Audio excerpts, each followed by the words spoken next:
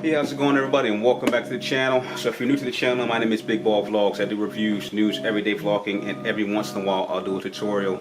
This is literally an impromptu, like, thrown together set right now because I was not prepared for today's delivery of, as you can see, the DjI Mavic Air 2. I kind of like walked away from the drone review and walked away from the drone hobby for a while. There have only been 2 drones since then that have gotten my attention. The first one was the Skydio R2. And I kind of just sat around waiting to see, what the next latest greatest drone was going to be. I saw a lot of videos from some of the YouTubers about the the Autel Evo 2s, and it just didn't get my attention. None of those drones interest me enough to bring me back in to the drone hobby to even risk buying another drone.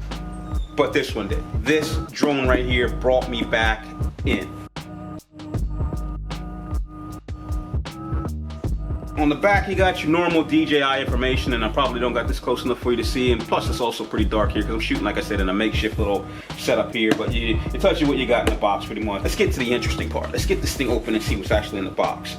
Very nice presentation. Very, very nice presentation. I mean, when you open it up, it looks premium, and that's what you expect from DJI products. And that was one of the pluses that I like about DJI.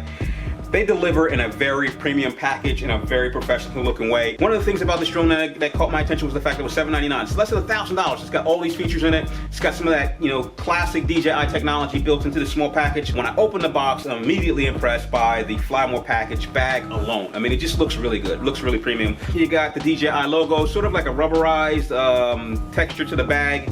Waterproof, I'm sure, because it feels almost like a plasticky type covering with a raised lettering that says DjI Mavic on it. Has like almost a waterproof type seal on it where that zipper is hidden.